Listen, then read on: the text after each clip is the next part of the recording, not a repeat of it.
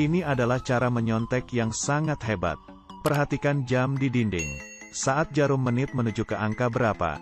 Artinya si anak jenius, Lin, akan memberikan jawaban untuk pertanyaan nomor berapa. Sedangkan angka 1, 2, 3, 4 melambangkan pilihan A, B, C, D. Saat jarum detik menuju ke suatu angka, Lin akan mengangkat tangan kanannya. Dan jawabannya adalah pilihan yang sesuai dengan angka yang melambangkannya. Misalkan jarum detik menuju ke angka 3, berarti jawabannya C. Tetapi kali ini, setelah selesai mengerjakan tesnya, Lin si jenius segera menyerahkan kertas tesnya dan pergi. Ada apa? Ternyata rencana sontekan kali ini bukan menggunakan jam. Kali ini, setelah Lin menyelesaikan tesnya dengan cepat, dia menuliskan jawabannya di penghapus. Lalu melewati semua ruang tes dengan angkuhnya. Sedangkan semua siswa pemalas kaya raya yang sudah membeli jawaban darinya, langsung mengerti begitu melihat Lin mendengar dengan seksama, beralih untuk menatap radio sekolah di dinding. Tidak salah lagi, kali ini Lin mau menggunakan radio untuk menyiarkan jawabannya. Rencananya sangat mudah, dia meminta kliennya untuk mengingat 4 macam suara spesifik sebelum ujian, yang melambangkan 4 pilihan jawaban A, B, C, D. Kemudian dia diam-diam ke ruang siaran radio, lalu mulai menyiarkan suara spesifik yang sudah ditentukan, sesuai dengan urutan jawaban yang ada di penghapusnya. Dan menyiarkannya melalui radio ke setiap ruang tes. Suara titi, melambangkan A.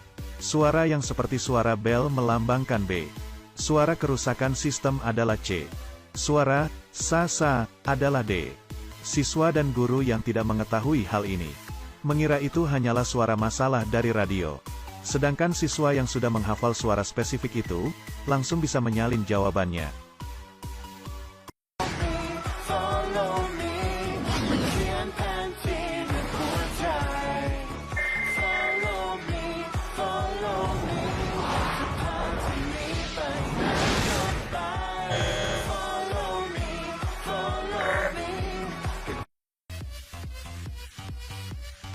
Semua berjalan dengan lancar sesuai dengan rencana. Tetapi setelah ujian pagi selesai, tetap terjadi hal yang tak diduga. Anak lelaki ini tiba-tiba mendengar 2 orang siswa sedang berbicara tentang menyontek. Dan cara menyonteknya membuatnya terkaget-kaget. Dia berkata bahwa setelah mendengar suara teredam, maka radio akan menyiarkan jawaban tes dengan menggunakan suara spesifik, sesuai dengan urutan pertanyaan tesnya. Ini terlalu konyol. Bang tidak percaya hal ini. Tetapi ketika masih tersisa 30 menit di ujian sore, tiba-tiba keluar sebuah suara teredam dari radio. Bang langsung mendengarkan dengan seksama, dan mulai memperhatikan suara dari radio. Karena Bang juga adalah anak jenius. Dia juga sama dengan Lin, mengetahui semua jawaban tepat dari setiap pertanyaan. Jadi dia langsung mencocokkan suara dari radio dengan jawabannya. Seperti yang diperkirakan, suara titi melambangkan A. Suara seperti suara bel melambangkan B. Suara kerusakan sistem adalah C. Suara sa-sa adalah D. Dia membandingkan semua pertanyaan sesuai dengan urutan, dan mengetahui 4 suara spesifik yang menjadi petunjuk untuk jawabannya. Dan memang sama persis dengan jawaban yang tepat. Dia akhirnya memastikan ada orang yang menyontek dengan menggunakan siaran radio. Jadi dia segera memberikan kertas jawabannya dan tabel perbandingan suara spesifik kepada guru pengawas ujian. Melaporkan ada orang yang menyontek dengan siaran radio. Tetapi si guru malah menganggapnya sebagai omong kosong. Dan memperingatkannya bahwa jika dia masih terus mengacau dan mengganggu ketertiban ruang tes, kertas tesnya akan dihitung tidak valid. Melihat hal ini, Bang hanya bisa pergi dengan marah. Tetapi baru saja dia keluar dari ruang tes, dia langsung teringat. Jika ingin menggunakan siaran radio untuk menyontek, berarti pemberi sontekannya pasti ada di ruang siaran radio. Jadi Bang langsung ke sana. Sedangkan guru pengawas ujian, karena kata-kata dari Bang juga mulai memperhatikan suara dari radio. Dengan kagetnya dia menyadari, sesuai dengan tabel perbandingan milik Bang, suara yang keluar dari siaran radio ternyata memang sama persis dengan jawaban yang tepat. Jadi dia langsung meminta guru lain membantu mengawasi ruang ujiannya. Lalu bergegas ke ruang siaran radio. Sedangkan di saat ini, Lin tidak mengetahui bahwa dirinya sedang dalam bencana. Masih mengirim jawaban dengan senangnya. Sedangkan Bang sudah datang ke ruang siaran radio terlebih dahulu. Dia membuka pintu. Saat dia sedang bersiap untuk menangkap basah si dalang sontek. Tetapi ternyata malah tidak ada orang di dalam. Bang menutup pintu dengan frustrasi. Apakah dia salah menebak? Tiba-tiba dia menyadari pintu siaran radio tidak bisa ditutup rapat. Begitu dia mengangkat kepalanya, ternyata ada orang yang menyambung kabel sinyal di antara celah pintu. Bang masuk ke ruang siaran radio lagi. Ternyata ada sebuah steker dari kabel sinyal yang terpasang ke mesin kontrol. Dia langsung mengerti.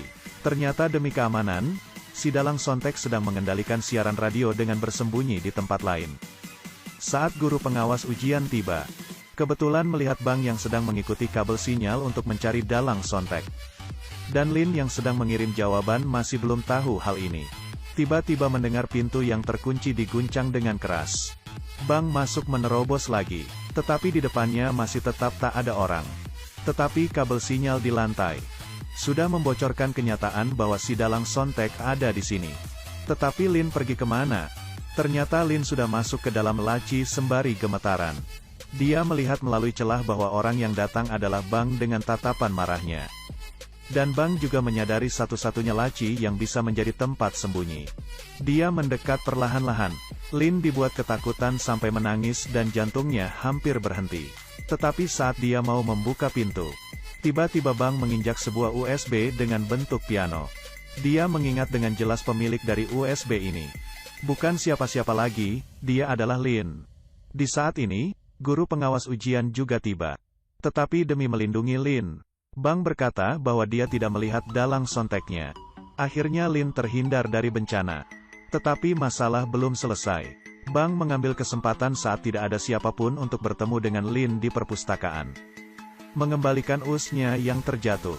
Dia memberitahu Lin bahwa dia tak melaporkannya. Tetapi kekecewaan terekspresi dengan jelas di wajahnya. Lin buru-buru menjelaskan bahwa alasannya memberi sontekan untuk mendapatkan uang adalah demi membantu ayahnya melunasi hutang biaya sekolah.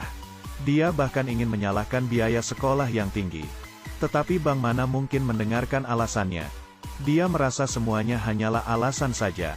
Pergi dengan marah selesai berbicara. Keesokan harinya kepala sekolah menemui mereka berdua. Setelah penyelidikan, mereka mengesampingkan kemungkinan bahwa guru yang membocorkan soal tes. Berarti, pasti siswa berprestasi yang mampu mendapat nilai sempurnalah yang mendalangi sontekan kali ini. Dan orang seperti itu di sekolah ini hanya ada mereka berdua. Guru memang lebih ahli. Kepala sekolah langsung mengancam mereka, jika tidak ada yang mengaku, maka semuanya harus menanggung kesalahan. Dan akan membatalkan semua beasiswa mereka berdua. Bang langsung tercengang. Bukannya aku yang melaporkannya, kenapa malah jadinya aku yang kehilangan beasiswa? Mendengar hal ini, Lin tidak tega melibatkan Bang. Akhirnya dia mengaku. Kepala sekolah segera memanggil ayahnya Lin untuk memberitahu hukumannya. Tidak naik kelas dan penangguhan kelas selama 1 tahun. Dan membatalkan semua beasiswanya. Ayahnya juga menyuruhnya untuk mengembalikan uang sontekan dari teman-temannya. Dia akan menjual mobilnya untuk melunasi hutang. Lin tidak dapat memberontak ayahnya, jadi dia mengembalikan uangnya ke teman-temannya. Akhirnya Lin memulai masa penangguhan kelasnya yang panjang. Tetapi dia pasti tak menyangka, biarpun dia jauh dari sekolah, dia masih tidak bisa lepas dari nasibnya yang dicari-cari orang.